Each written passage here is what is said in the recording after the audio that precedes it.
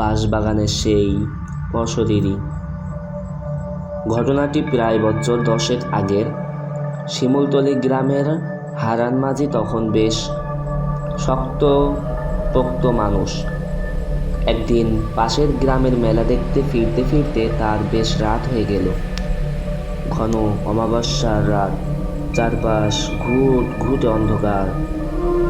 হারান ভাবল, main road দিয়ে গেলে অনেকটা পথ ঘুরতে হবে, তার চেয়ে বিলের ধাবের ওই পুরনো বাঁশবাগান দিয়ে শর্টকাট মারলে তাড়াতাড়ি পৌঁছানো যাবে। গ্রামের বয়স্করা বলতেন ওই বাঁশবাগানে নাকি এক অপদেবতার বাস, কিন্তু হারান তখন এসব বিশ্বাস করতো না। হাতে একটা জোরালো টর্চ নিয়ে সে বাগানের সরু পথ ধরে হাঁটতে শুরু করলো। বাঁশপাতার খসখসানি আর ঝিঝি পোকার ডাক ছাড়া আর কোনো শব্দ নেই।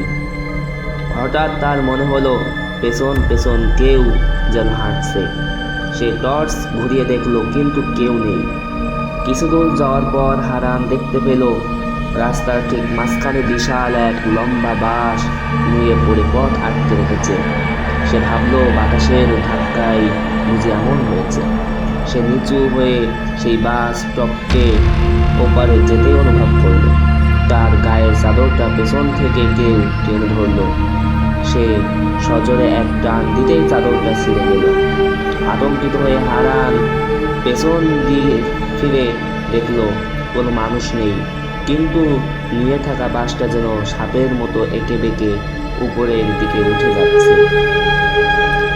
ভয়ে হারানের গায়ে রক্ত হিম হয়ে গেল। সে দৌড়াতে শুরু করলো, কিন্তু যত দৌড়াচ্ছে পথ যেন শেষই হচ্ছে না। মনে হচ্ছে সে এক জায়গায় চক্কর কাটাচ্ছে।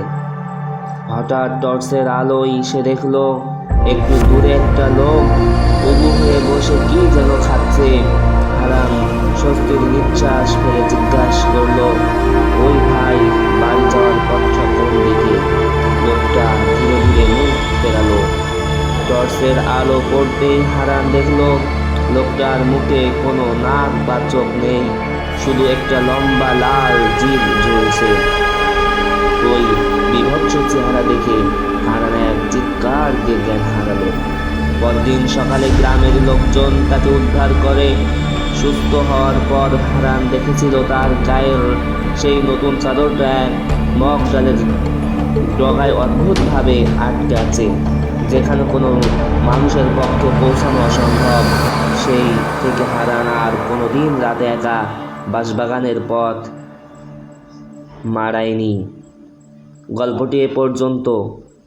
সবাই কেমন হলো অবশ্যই কমেন্ট করে জানাবেন।